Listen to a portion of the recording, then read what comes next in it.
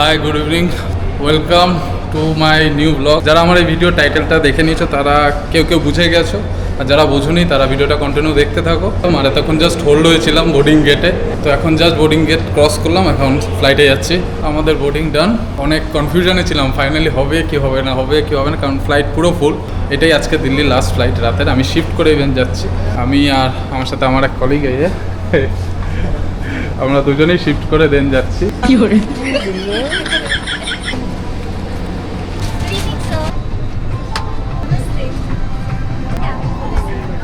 Before helping others, there are 8 emergency.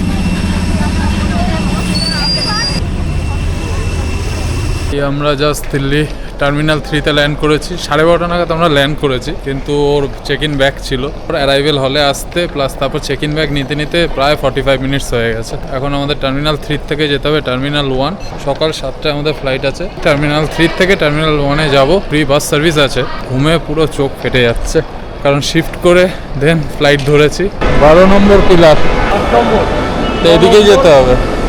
Terminal 3 থেকে terminal 1-এ যাওয়ার যে বাস সার্ভিস আছে সেটা 12 নম্বর পিলারের সামনের থেকে যায়। তখন আমরা 12 নম্বর পিলার খুঁজছি। ঠিক আছে তো, বাচ্চা ট্রাভেলার। ও সন্ধ্যা 6টা অবধিও শিফট করেছে, আমার 8টা অবধি ছিল। শিফট করে ও দেন বাড়ি গেছে, বাড়ির থেকে ফ্রেশ হয়েছে, তারপর আবার এয়ারপোর্টে এসেছে। আমাদের অ্যাকচুয়ালি ফ্লাইট যে টাইমিংয়ে ছিল, ওই ফ্লাইটটা ইনকেস যদি আমাদের মিস হতো, কালকে সকাল ছাড়ার কোনো ফ্লাইট ছিল না। তো চলো, জয়মাতাদির নামে ফ্লাইট পেয়ে গেছি। ফ্লাইটে কোনো প্রবলেম হয়নি, লাস্ট মোমেন্টে আমাদের কনফার্মেশন হয়েছে। ওই 12 নম্বর পিলার, 12 নম্বর পিলার, এখানে লেখাই রয়েছে এটা ইন্টার টার্মিনাল বাস সার্ভিস। এই যে এখান থেকেই বাস নিয়ে যায় টার্মিনাল 3 থেকে টার্মিনাল 2 বা 1, যেখানে যার ফ্লাইট থাকে। আর এখানে হল্ট করার জন্য এই সাইডে দিয়েছে বাস টার্মিনাল লাউঞ্জ।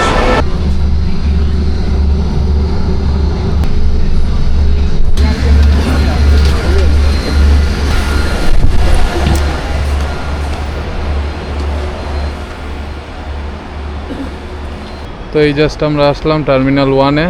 তো এখন আমাদের চেক ইন করতে উপরে যেতে হবে। তো এখন শার্প, এখনও 2টো বাজেনি, 2টো বাজতে এখনও 5 মিনিট বাকি। আমাদের ফ্লাইট 7টায়, মোটামুটি 6টা নাগাদ বোর্ডিং স্টার্ট হবে। তো আমাদের হাতে এখনও 4 ঘন্টা আছে। তো এখন আগে চেক ইন করে সিকিউরিটি চেক করে ভেতরে বসে থাকবো। কালকে সকাল 8টার মধ্যে আমরা পৌঁছে যাব যেখানে যাচ্ছি। তারপর 8টার থেকে আবার বাস বা কোনো রকম ট্রান্সপোর্টেশন করে মেন আমরা যাচ্ছি কাটরা। তো মোটামুটি আশা করছি যদি ক্যালকুলেশন ঠিকঠাক হয় 10:30 11টার মধ্যে আমরা কাটরা পৌঁছে যাব। এই হচ্ছে আমাদের কাউন্টার, আর এখান থেকে বেরিয়ে সোজা হচ্ছে security check. So boarding pass আমরা নিয়ে নিয়েছি, চেক ইন হয়ে গেছে, সিকিউরিটি চেক করে ঢুকে গেছি। এখন বোর্ডিং গেট আমাদের এখনও ডিসাইড হয়নি।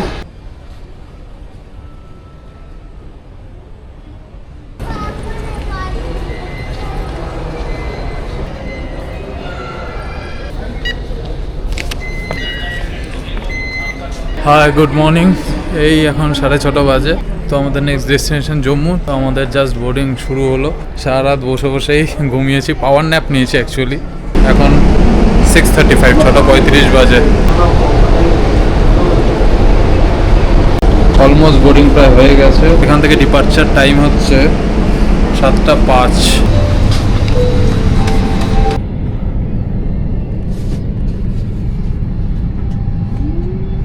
Boarding complete. তো ফাইনালি এখন আমরা হেডিং টুয়ার্ডস রানওয়ে। তো এই আমরা জাস্ট এয়ারপোর্টে নেমেছি। নেমে মারাত্মক বৃষ্টি। এখানে এয়ারপোর্টে এতটাই স্ট্রিক্ট, সিকিউরিটি এতটাই স্ট্রিক্ট, ক্যামেরা আমি আর বার করিনি। সব থেকে ফানি পার্ট হচ্ছে যখন আমরা নামবো, মানে ল্যান্ডিং এর কিছুক্ষণ আগে আমাদের নোটিফিকেশন আসলো you are in Pakistan time zone. তো নামার পর যাই হোক, ওখানে আর ভিডিও টিডিও আমি করিনি। এখানে ওয়েদার এমনিই খুব খারাপ। জাস্ট আমরা একটা ওই এয়ারপোর্ট থেকেই একটা ট্যাক্সি নিলাম। এই ট্যাক্সিটা নিয়ে নিলাম, এটা ডাইরেক্ট আমরা কাটরা যাচ্ছি। এই দোকান থেকে একটা সিম নেব। অ্যাকচুয়ালি এখানে প্রিপেড সিম এখানে চলে না, তো পোস্টপেড সিম নিতেই হবে। তো আমাদের মেন দুটো কাজ ছিল। আগে নেমে RFID কার্ড, যেটা এয়ারপোর্ট থেকে হয়ে গেছে, সিম কার্ড মেন। নেমে পুরো নেটওয়ার্ক উঠে গেছে ফোনের। প্রিপেড কানেকশন এখানে চলে না, এখানে পোস্টপেড কানেকশনই চলে। মেন দুটো কাজ হয়ে গেল। জয় মাতা দি।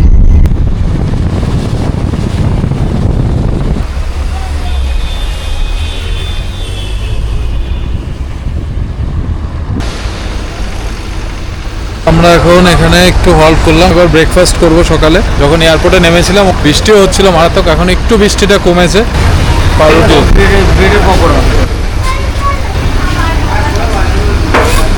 তো আমরা ব্রেকফাস্টে এখন অর্ডার দিয়েছি ব্রেড পকোড়া, সাথে একটা চাটনি আছে, একটা কেচাপ দিয়ে দিয়েছে, একটা লঙ্কা নিয়েছি। লঙ্কার যা সাইজ, ঝাল নেই। ঝাল আছে না, তো আমি একটু ক্যামেরার সামনে একটু শাই, তো ক্যামেরার সামনে বলতে পারে না অত।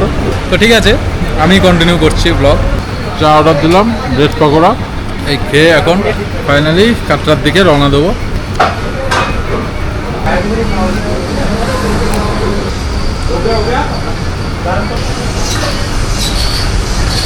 লঙ্কা ঝাল নেই, সাইজ যা দেখেছে দেখে ভেবেছিলাম বিশাল ঝাল হবে, এর থেকে আমাদের কলকাতার লঙ্কা মারাত্মক ঝাল, যদি ছোটো সাইজ হয়।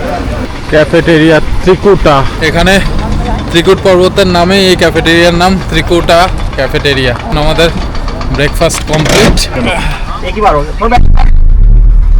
তো আমরা এই জাস্ট হোটেলে পৌঁছলাম, হোটেল নিলাম দেখে। এখান থেকে আমাদের অ্যাকচুয়ালি এখান থেকে যাত্রা শুরু হবে, তো এখান থেকে 300 মিটার দূরেই হচ্ছে হোটেল, যাতে আমাদের বেশি দূর হেঁটে না যেটা।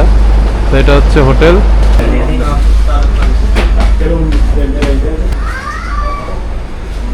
এটা টোটাল 3টে ফ্লোর আছে, তো একতলাতে এই রুমটাই নিলাম। এই হোটেলের মেন জিনিস হচ্ছে ব্যালকনি ভিউ। এখান থেকে পুরো ত্রিকুট পর্বতের ওই যে মন্দির পুরো দেখা যায় পরিষ্কার।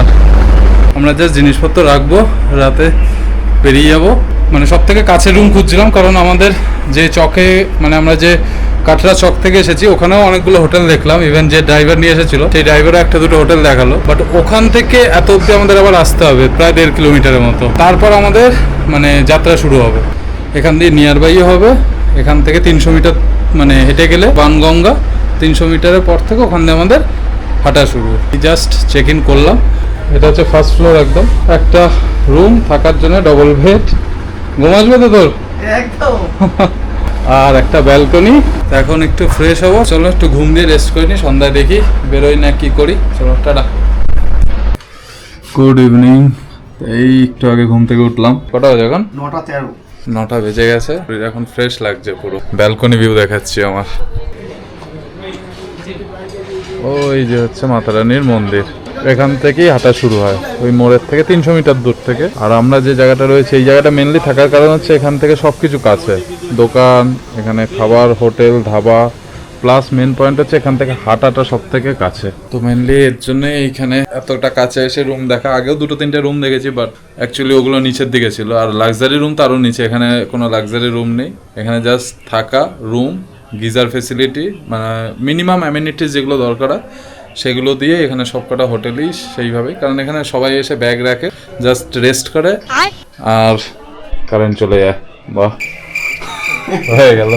এখান থেকে বেরিয়েই এই হচ্ছে আমাদের হোটেল। এখান থেকে বেরিয়েই সামনেই 2-3টে দোকান আছে খাবার। আরও উপরে যেতে হবে, আরও উপরে গেলে আরও খাবার দোকান। তো আমাদের হোটেলের সামনেই একটা ধাবা আছে, বৈষ্ণব ধাবা, ওখানেই আসলাম। এই জাস্ট কারেন্ট আসলো। এখানে একটা মেন প্রবলেম এটাই যে উপরে তো এত উপরে ইলেকট্রিসিটি একটু প্রবলেম করে। এখানে জেনারেটর চলে মেনলি। এখানে এসে এখন হালকা একটু ডিনার করবো। অবভিয়াসলি এখানে ভেজই পাওয়া যাবে। আর হচ্ছে মেনু কার্ড। আমরা অর্ডার দিয়েছি হচ্ছে একটা আলু পরাঠা, আমি তন্দুরি রুটি নিয়েছে ও দুটো, আর বাটার পনির মশলা। বেশি হেভি নেব না, কারণ আবার মাঝরাতে উঠতে হবে। 2:30-3টে নাগাদ ইচ্ছা আছে আমরা উপরে যাওয়ার জন্য রেডি হয়ে বেরোবো হোটেল থেকে। আর আমরা যেখানে রয়েছি এইখান থেকে নিয়ার বাই বলতে গেলে এই হোটেলটাই রয়েছে সামনেই। এখানে আরও 2-3টে রয়েছে, এরপরে আর হোটেল নেই, কারণ এরপর থেকে যাত্রা শুরু হয়ে যাচ্ছে। এখান থেকে বেশি না, 300 মিটার দূর থেকেই যাত্রা শুরু। আচ্ছা, আমাদের বাটার পনির মশলা আর আলুর পরাঠা।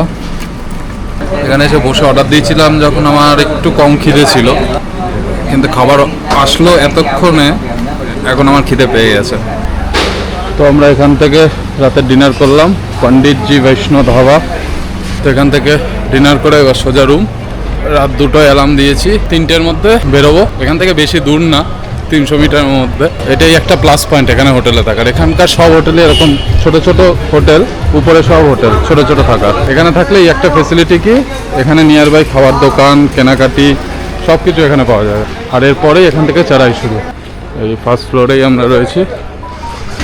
এখানে মাঝরাতে স্নান করবো, এখানে ওয়েদার এত সুন্দর, এখানে গরম জল ছাড়া স্নান করা সম্ভব না।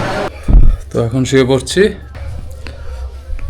খাওয়া কমপ্লিট, এখন ঘুমিয়ে পড়বো। এখন ফুল রেস্ট নিয়ে রাত 3টায় বেরোবো। তো যাত্রা টু কাটরা এখানেই শেষ করছি, এখন টানা ঘুম দেবো। তো যারা এই ভিডিওটা পুরোটা দেখলে বা যাদের এই ভিডিওটা ভালো লাগলো, প্লিজ ভিডিওটাকে লাইক করে দিও আর আমার চ্যানেলটা সাবস্ক্রাইব করে দিও পরের ভিডিওর আপডেট পেতে। তো টাটা, গুড নাইট, কালকেও দেখা হচ্ছে, টাটা, জয় মাতা দি।